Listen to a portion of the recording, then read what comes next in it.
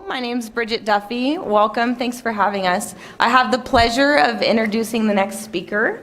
It's a little hard to introduce your best friend, so I'll try to keep it brief, but I've known Magda for about 15 years or so. She coached me in college at UC Berkeley on the team, and you'll learn a lot about Magda today, about her achievements, making the Olympic team. You'll learn about her career as a vice president at GU Energy Labs. But the things you won't learn about Magda is she is one of the most giving, warm, humble, and inspirational women out here. She'll never talk about herself. She won't talk about her achievements. She is a phenomenal mother and just an all-around amazing person, and you kind of have to poke her a little bit to get the good stuff because she's so humble. But with that, I'd like to introduce my dear friend, Magda Boulet.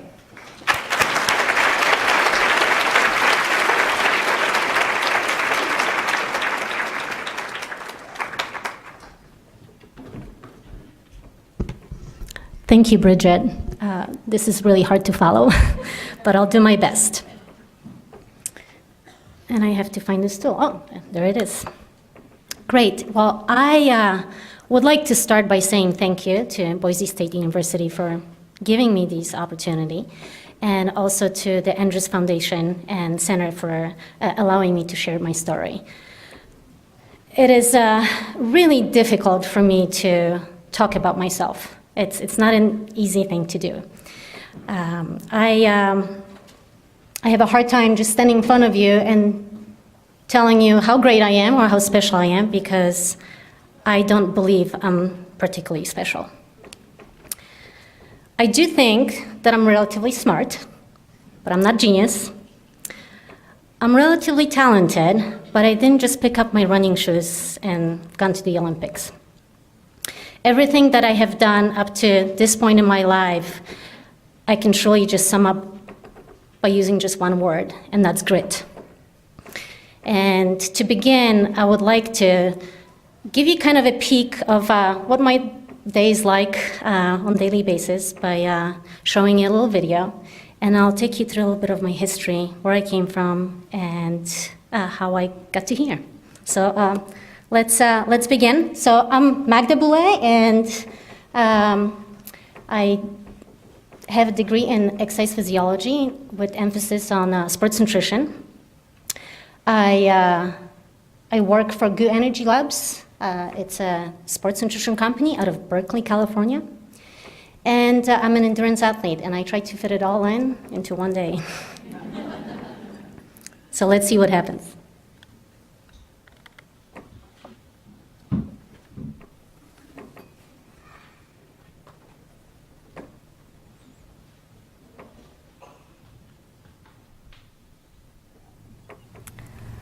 I became a U.S. citizen on September 11th, 2001.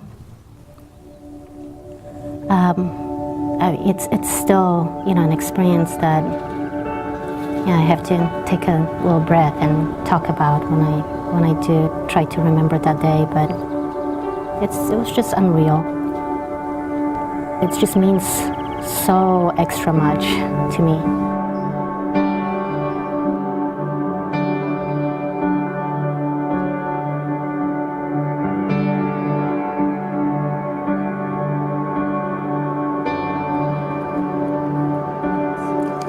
We came here halfway through the summer, while starting high school or my senior in high school.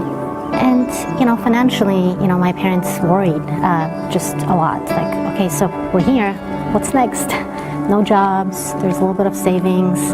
So first job in the US was working at Taco Bell.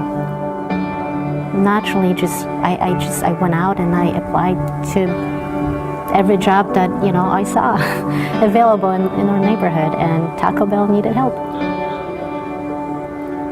My English wasn't really that good at all. Been here for only like a month, and I was designated to the drive-thru section of Taco Bell, which was extra challenging because I really couldn't even hear what people were saying, yet alone understand.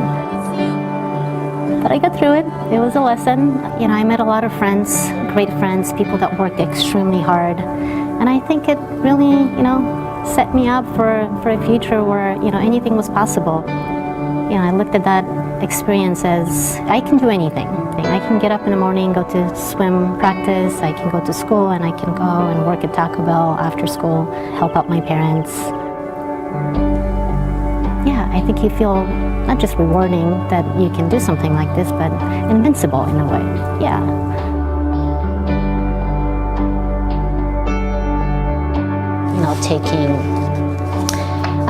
Taking a topic or maybe a specific ingredient, putting our position out there, as well as I remember, just an ordinary day. I was super excited, got up in the morning, and my fiancé at that time, my husband, we were heading over to San Francisco, and the ceremony was supposed to be a 4-hour-long ceremony, and I've heard such wonderful things about it, how special the ceremony is going to be.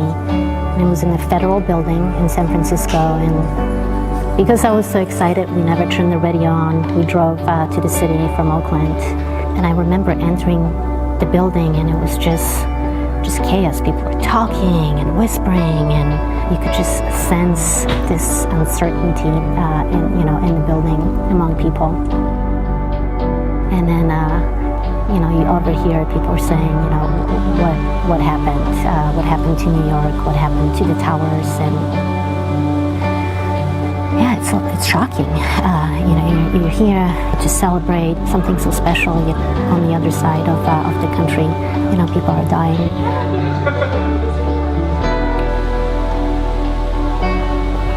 So for me, becoming a U.S. citizen is, I feel like when I wear a singlet that says USA on it, it's extra heavy. I feel a sense of responsibility and pride every time I toe a line and have an opportunity to race and represent the country.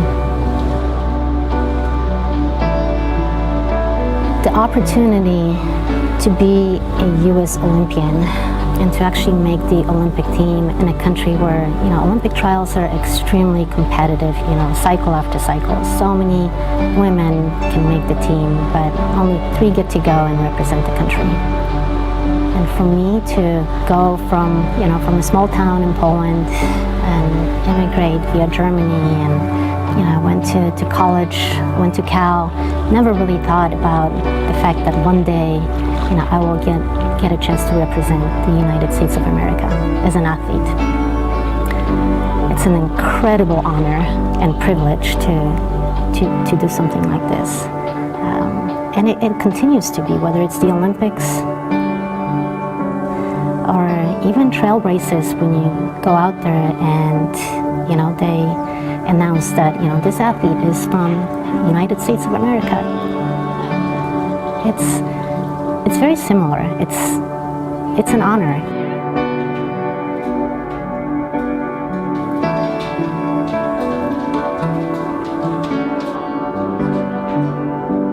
Yes, there are different levels of competition, but to me, every time I represent the United States is something very special,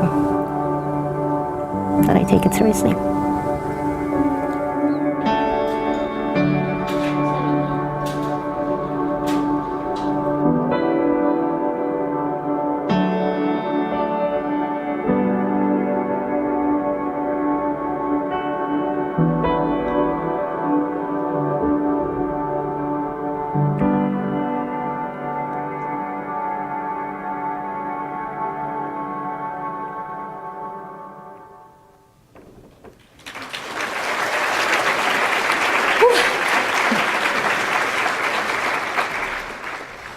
So now you know where I live, and you know I spend a lot of time in my running shorts. Thank you for watching this. It's always very emotional every time I think about that day, and it's September, so that was about 15 years ago. So that was just a few days ago. All right, so where did I come from? I had a great journey. I was born and raised in Poland in a small little town, about 10 miles away from Krakow and another 10 miles away from Auschwitz. And I grew up swimming. I've been an athlete all of my life at one level or another. And I grew up when Poland was a communist country. And my parents really wanted to take a stand and give me and my brother an opportunity to live a different life. So we immigrated when I was 15 via Germany. I lived in Germany for about 3 years, but we had family in beautiful Long Beach, California. I got really lucky.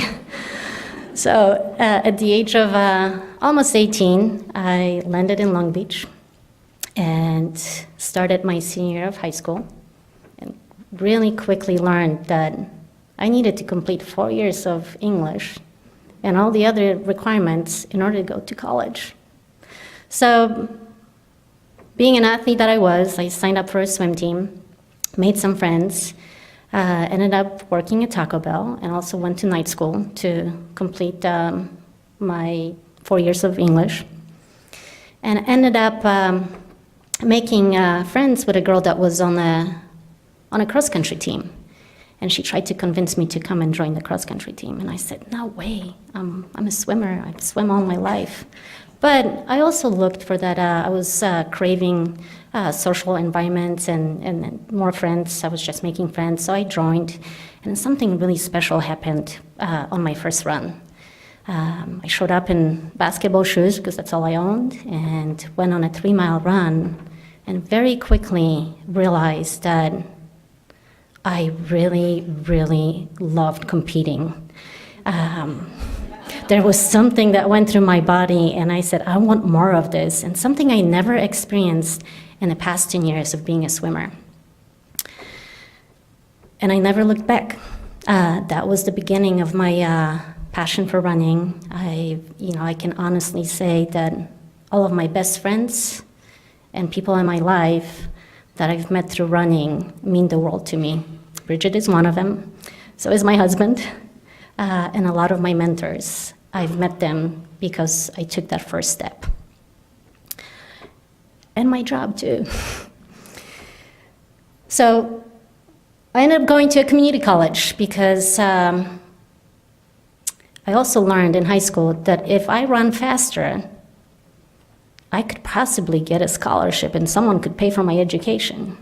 And that just sounded really, really incredible to me. So I ended up going to a 2-year college. I got faster, I worked, and I called up the coach from UC Berkeley and I said, I would like for you to just pay attention to me because I'm really young in running and I think I have some potential. He goes, okay. I was not a great runner in high school. I don't have the marks that most kids probably do or had at that time. But I ended up going to the state championships, and in order to make myself visible, I decided to triple in 3 distance events. And I got a call from the coach. He goes, I'm gonna come and visit you. I kind of want to meet you. So he showed up at my house and he goes, kid, I don't know how good you're going to get, but you're tough, so I'm gonna give you a chance.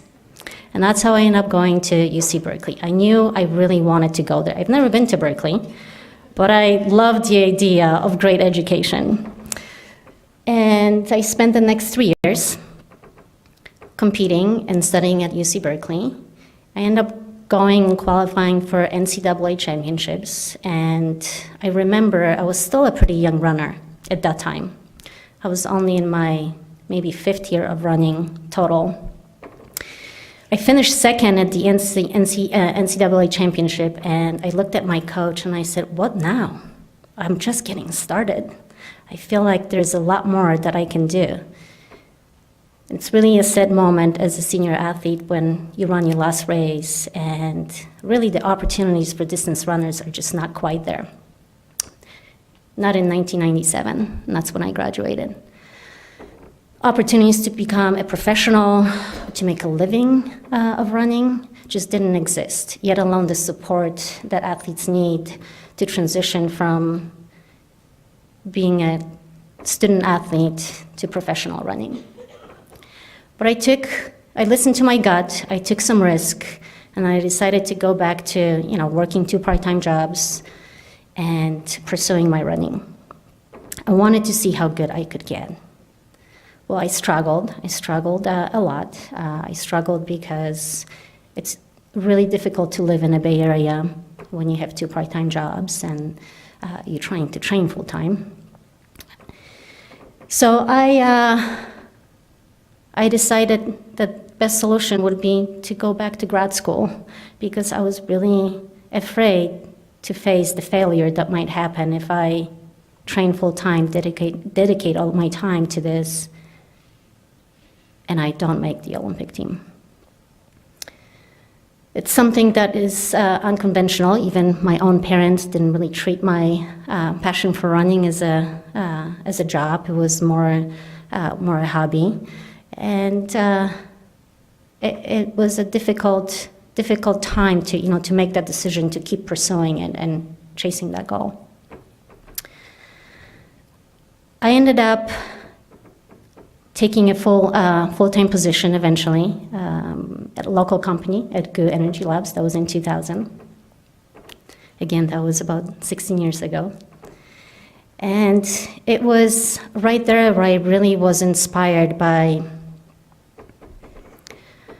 just making small changes. The owner and founder of the company at that time was very driven to make a change in an athlete's life by providing just little support nutritionally, and maybe that 1% or 2% will make a difference. So that was an inspiration for me to continue. I was surrounded by endurance athletes that I was working with way beyond what I did in college, which my main race in college was 12 laps around the track. It's a 5K. Suddenly I was exposed to endurance athletes who were competing in 24-hour events, and they were enduring tremendous amounts of hours out there and 100-mile races. And at the same time, I was going to grad school and studying sports nutrition, and everything was just kind of lining up. In 2001, I decided to run my first marathon, and my time qualified me for the Olympic trials, and that was a great opportunity. It was not a great experience. I felt like, again, running is unique. I will put it this way.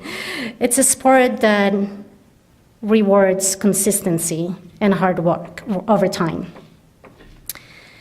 And you have to develop aerobic fitness, and that doesn't happen overnight. It happens over many days and months and years. So it was a very painful experience the first time, but I could tell right away that there was room for improvement. Later that year, I became a U.S. citizen, so I was going to toe the line at the Olympic trials in 2004. During that preparation, I learned a lot about myself. I learned that I didn't really adapt to change very well. I learned that I would struggle with perfection. Every workout that didn't go well made me question my ability in towing that line at Olympic trials. I panicked many times, didn't know if I was ready. And when the day came, I finished 5th, and disappointing 5th. That's what I thought at that time. To many, that would have been a very respectable performance, but to me, it was failure. So naturally, I decided to get pregnant right after that. It solves everything, right? It always does. My son was born in 2005, literally 9 months later after Olympic trials. It's all about strategy, right? Got a plan. I have to say that my life changed. My life changed forever. Both physically and emotionally, my running took a backseat. had a difficult time devoting the same level and effort of training. Returning to the shape I envisioned myself after pregnancy was difficult. But deep inside, I knew that I wanted to get back to the same level of competition.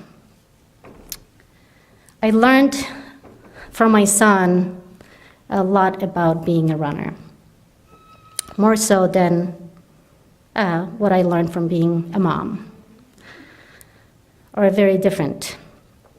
I learned that you have to make time to chase your dreams. I learned that you have to enjoy the journey, and that you really have to adapt to change. After my son was born, if a workout didn't go well, I didn't panic. I knew there was tomorrow, and it's going to be another opportunity to do what I love to do. I also learned that sometimes when you're at work, you get a phone call, and your son has fallen off monkey bars, and then you have to go to the hospital, and that's okay. Work will wait, so will my workout. I can do it later. I've learned to really watch him and grow and really enjoy what he does. He can sit in a car for 7 hours while we're driving to the mountains and read a book. He can hike with me and truly just enjoy and tell me stories for hours. He truly lives in the moment, and that was a huge lesson for me. Suddenly, a bad workout was not a big deal. 3 years later, I took the second Olympic trials, and I finished second, and I was on a plane to Beijing to represent the United States in the Olympics.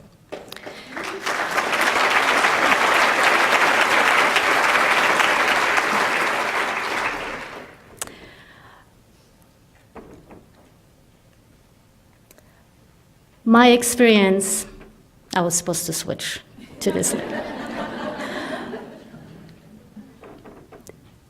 Finishing second at the Olympic trials was definitely a highlight of my running career.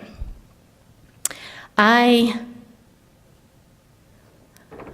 remember this day like it was tomorrow, and I was in disbelief finishing the last 200 meters, finishing and watching the USA flag in front of me and thinking, I can't believe this is actually happening to me.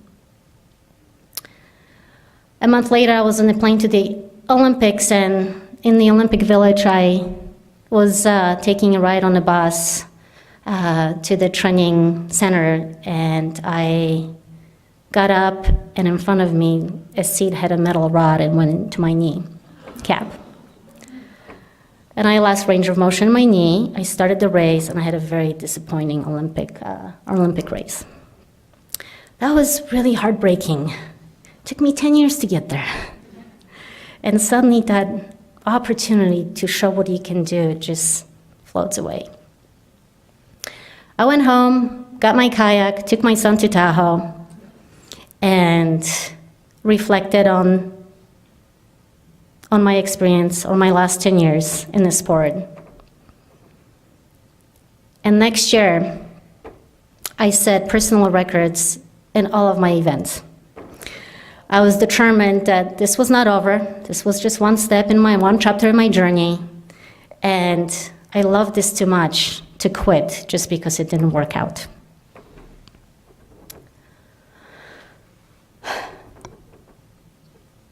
That was my post-Olympic drive to continue to chase my goals.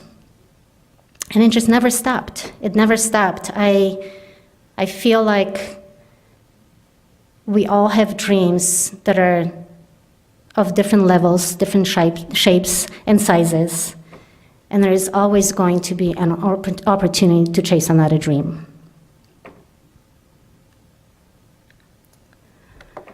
So how does this all tie into the job that I have now?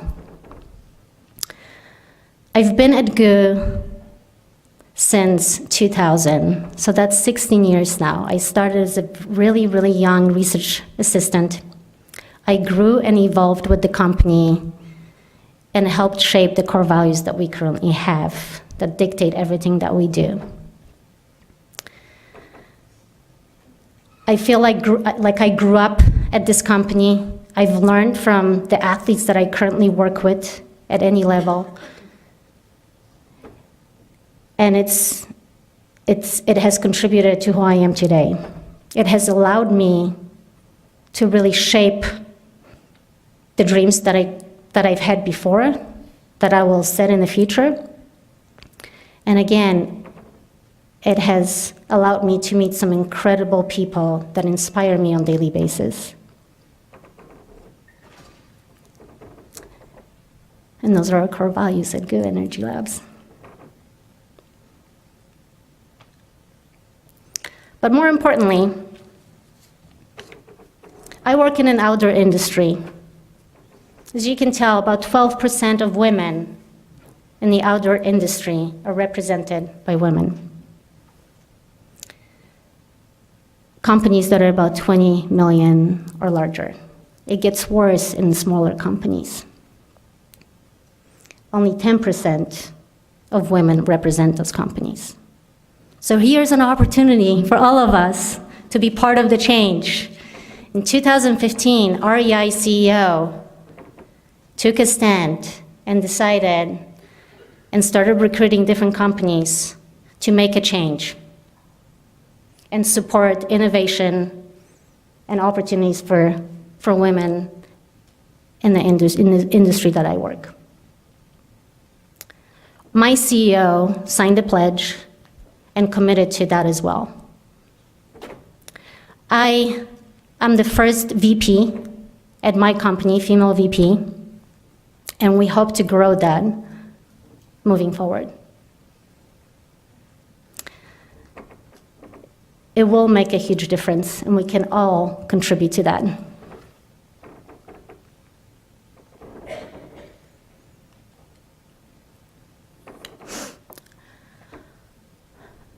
Recently, as someone who always keeps looking for new challenges and new goals, someone who thrives being uncomfortable or being comfortably uncomfortable, I decided that it was time to try something new, and that running a marathon wasn't long enough. So I've heard that you can actually see the world in some really cool places if you start doing ultra marathons. Like, wow, that's an opportunity to take my son all over the world to places, well, I really wanted to go to too. So in 2015, I qualified for a race called the Western States. It's the most prestigious and oldest ultra marathon in the country. And it goes from Squaw in Tahoe all the way to Auburn via a couple canyons, mostly downhill, from what I heard.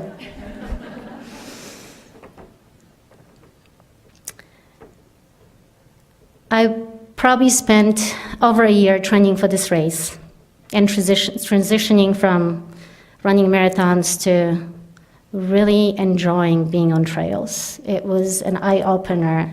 I've always spent some time on trails, but they were mostly flat. This was a very different experience.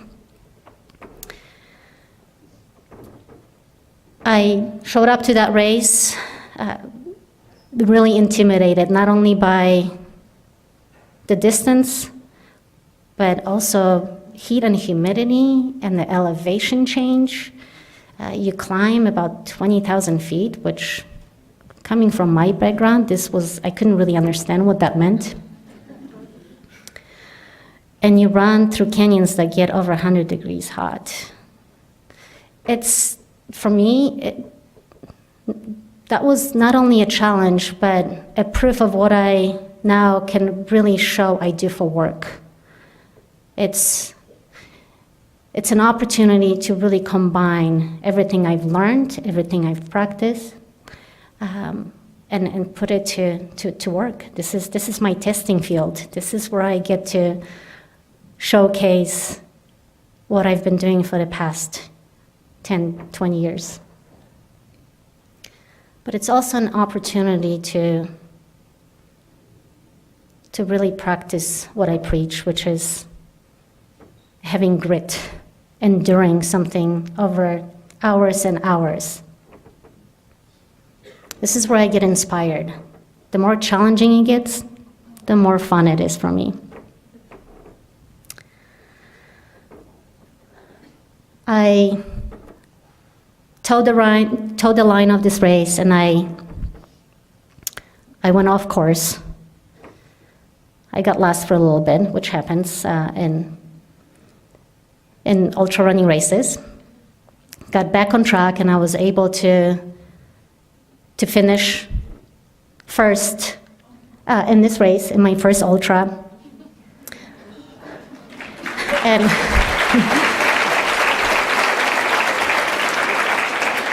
and it took me 19 hours to complete this, which is, again, a totally different beast.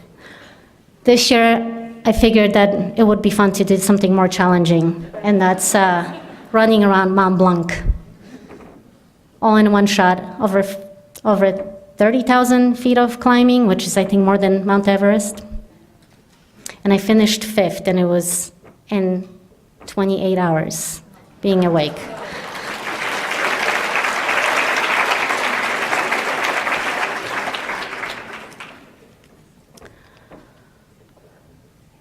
So all of this has taught me some important lessons in my life. Number one, it's to surround yourself with people that inspire you and that motivate you.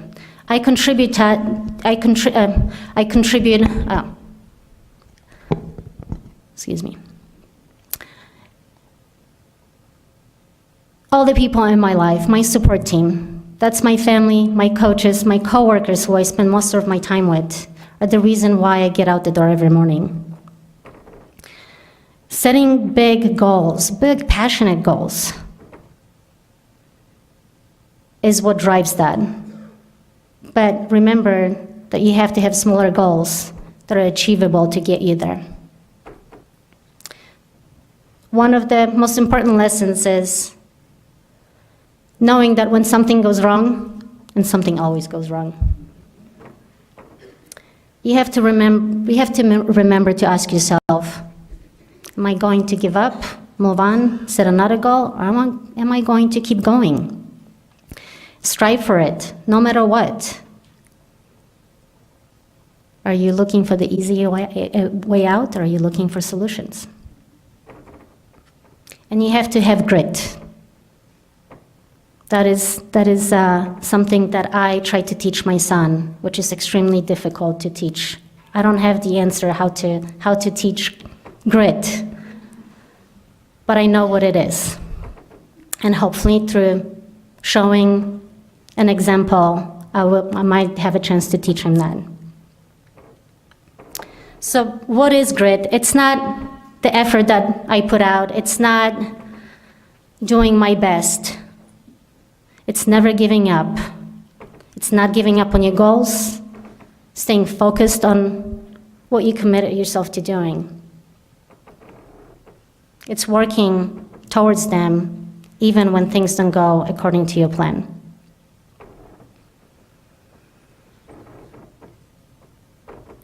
Many goals are worth chasing, but they take time, they take months, sometimes years, but it's really, really worth it.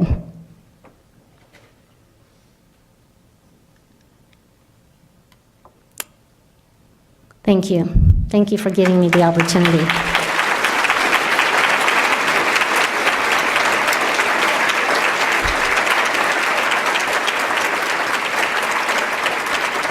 This picture is from today's morning run, or yesterday's morning run in your backyard. It's gorgeous. Bogus Mountain is one of my favorites. Thank you. Great. Okay, and we've got questions ready. Magda, how did you sleep during the Mont Blanc race? Or did you? No sleep. There's no sleeping and running. No, that's a great question. No, I kept moving the whole time. I never needed to sleep. And I have to say that my nutritional planning was probably a reason why I was able to stay awake. Through good fueling, you can actually keep moving, and might not be very fast at some times when it gets really steep and difficult, but you keep moving. There are people that finish the race around Mont Blanc in 46 hours. That's the cutoff, and they do take naps, which is okay, as long as you can reach that finish line, right? Okay, how did you prevent yourself from becoming burned out while balancing training, school, work, and family? And did you ever feel like just giving up altogether? Oh, heavy question. So the first question, burnout. I believe that the balance that I have, my family, my work, is why I'm not burned out. There are many days where life just gets really busy and it's not according to my plan. And I had a workout or a run schedule, but something got in the way. Like my son got sick and I can't leave the house. Or suddenly there are meetings back to back to back and your lunch break is now gone and you have to pick up your son. And that's my day off, and I'm okay with that. I think that you have to have that balance. Recovery is extremely important, and that's what I learned over the years, that driving myself to the ground might get me a little bit faster, but probably more frequently injured. And the key to getting better in running is consistency. So the days where I have a little bit more recovery and I don't have forced break is actually what keeps me going, still going. The second question was The second part, did you feel like giving up running altogether? Many times.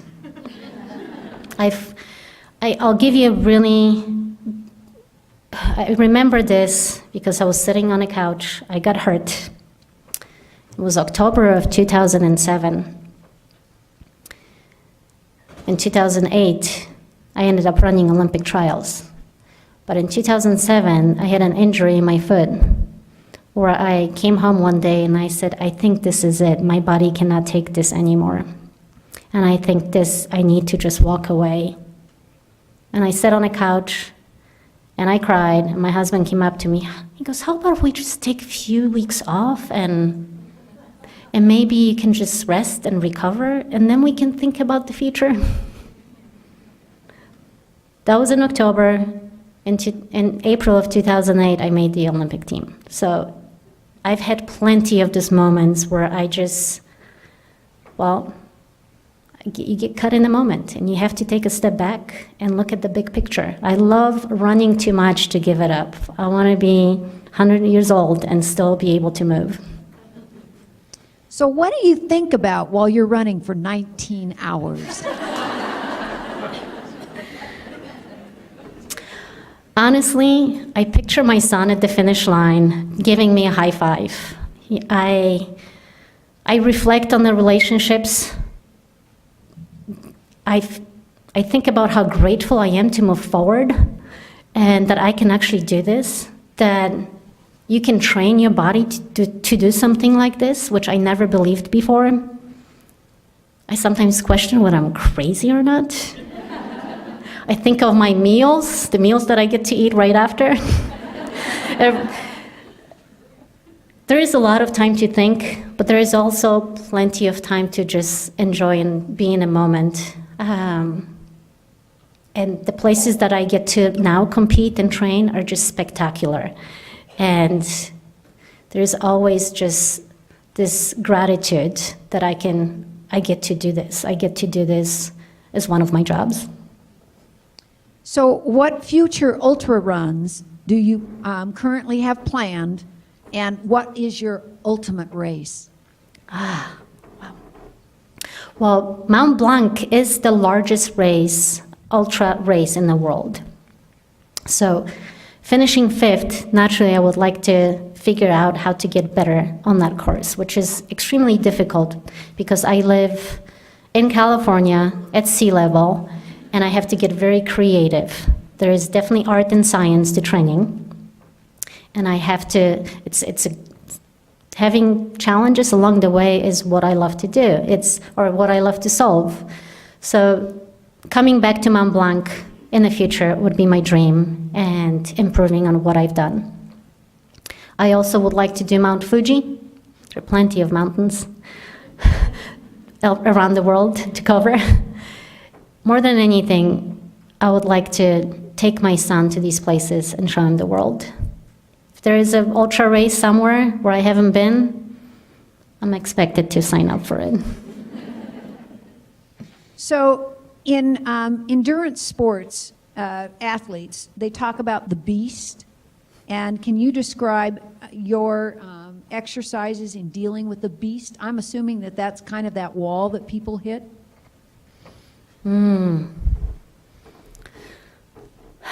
Well, I always like to say that running an ultra is just like, well, living your life in a day.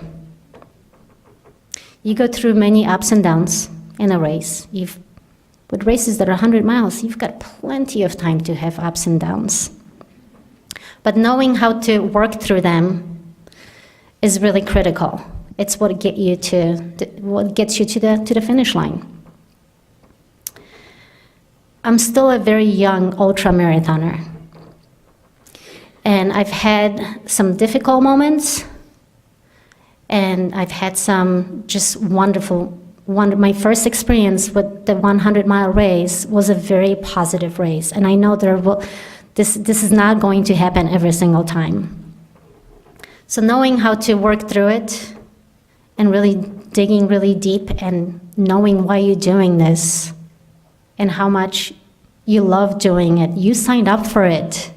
I chose to do this. Just reminding myself the reasons why I do it is very critical. It's what gets me through it. So this was written by someone who owns a CrossFit gym and coaches athletes of all types. And he or she says, I'm fascinated by the coach-athlete relationship and think it's special. What does your coach do to keep you inspired and motivated, and what is that relationship like? Wow.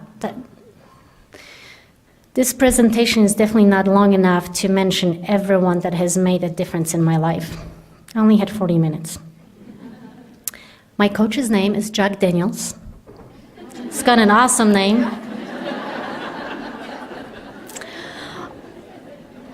I met Jack right as I was training for my first marathon, and I heard someone say, oh, this coach is coming out to Stanford to start a team, post-college team. He's going to be coaching distance runners. And I said, Jack Daniels? I remember references with Jack Daniels during my graduate school work.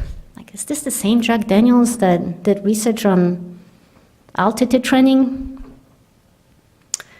Yes, it was the same. It's my coach. He's a professor of exercise physiology. He's now on the East Coast.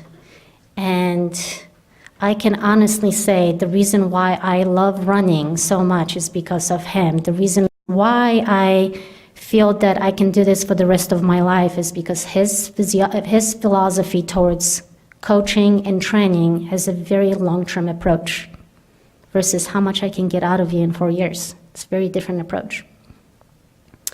I've learned everything I know about coaching and running from him, and I'm very grateful for the mentorship. He's a friend, more than a coach. He is someone that I look up to, someone that puts a smile on my face when I think about running crazy races. It's the principles of training that he's got a book, actually. It's called the Jack Daniels Formula, running formula. But it's the love for the sport and doing it in a way where it doesn't have to be a painful experience. And if you do it right, you're gonna love it. And then you just get hooked on it and you can't stop. So here's a timely question. As an athlete, how do you feel about the Russian doping scandal, and how would you have handled the situation in the Olympics in Brazil? Wow. Well, I can honestly say that I've crossed the finish line more than once, second to a doper. And it's a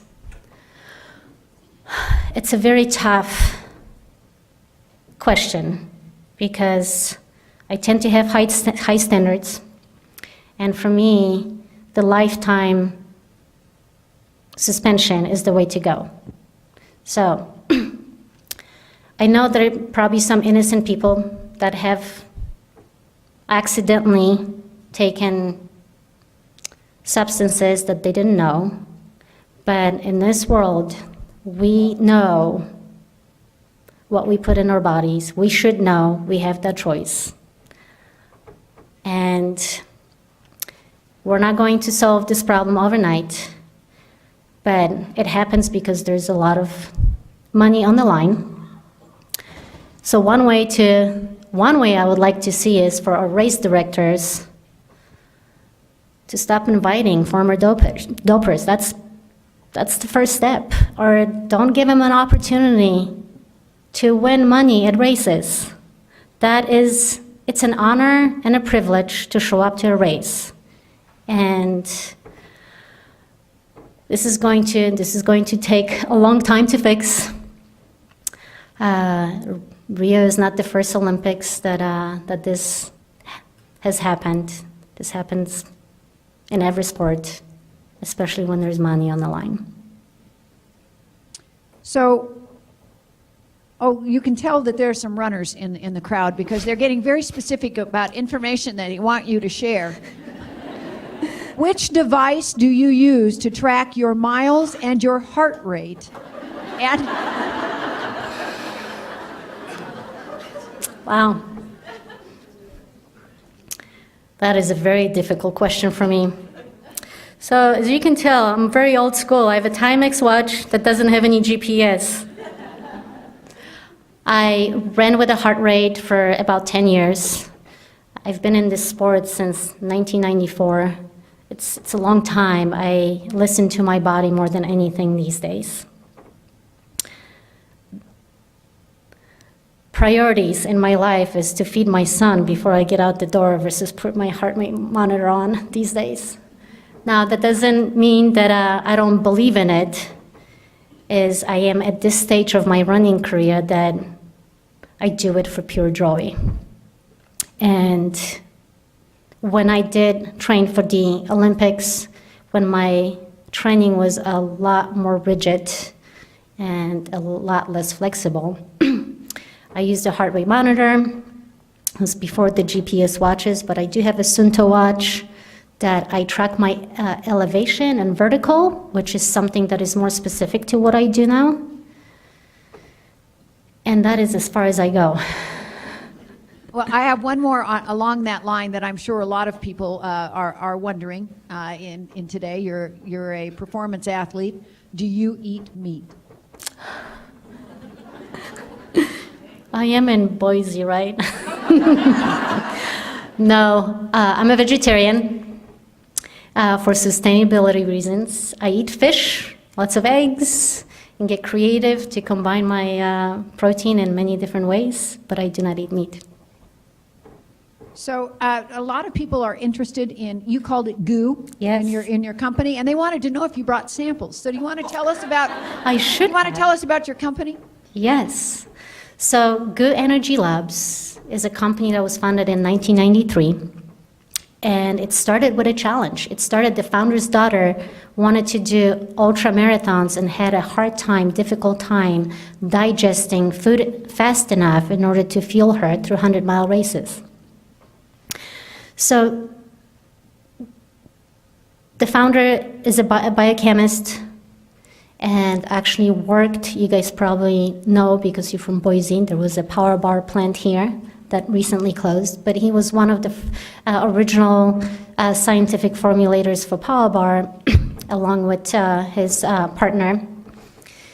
And looking at the formula of power bar, he decided to remove a lot of the ingredients that slow down the absorption of the product. So taking out oats and fiber and a little bit of fat, suddenly carbs is what breaks down really, really quickly. And goo was born shortly after that. He walked away from power bar and started the goo and looked at functional ingredients, adding functional ingredients to this concentrated version in a kind of gooey form. The energy gel was the original product at goo. Since then, the company has evolved into providing hydration drinks, effervescent tablets that provide electrolytes. But the DNA of goo is to provide quickly absorbable, digestible carbohydrates along with branched amino acids, which are building blocks of protein. You don't have to break down that protein when you're working out hard or at certain intensity. And electrolytes in many different forms these days. So if you don't like a gel, you can take a drink. It's in a drink form. It could be, most recently, a stroop waffle, which is 2 layers of a waffle, like dough waffle, with a syrup inside, gives us the opportunity to deliver the functional ingredients.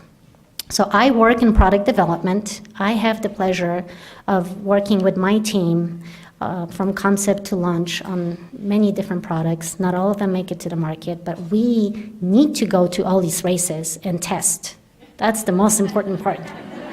Field testing is #1 priority. The harder, the more extreme it gets, the better we are at our jobs.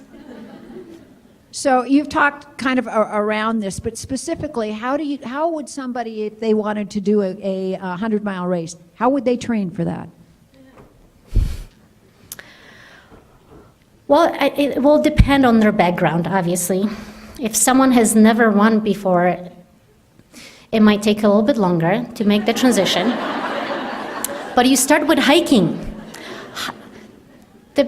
And this is something that I learned when I decided to go into this world of ultra running, that power hiking is a very powerful skill and tool that people use in ultra running. And getting better at it is something that strategically I incorporate in my races. But getting your foot out the door and exploring the outdoors is #1. Starting small. So small, achievable goals. If you have run a marathon, maybe a good transition is to do a 50K on a trail, even though it's not that much longer, but it will take you a lot more time. If you have never run a distance of 26 miles and you've done 5Ks and 10Ks, there's plenty of ways to approach it, and incorporating a little bit of running and hiking and being out there for hours is the way to go. Time on your feet is what you want to start building, and it does not have to be running hard, but getting out, especially when you live here, you're so close to these beautiful mountains and there's so much to explore. You have a great playground where you can start to spend some time on your feet. Well, speaking of that local environment that you're talking about, this last comment is a sentiment I'm sure that is shared by many, is that we need Bridget to bring you back out, because we have this little half marathon called the Roby Creek Race. It's a famous race, and I've heard a lot about this race. And actually, the girl that has won this race for the past 5 years, her and I ran the Olympic trials in 2008. Well, we hope that you come back and join us for that, and thank you so much, Magda. Thank you very much.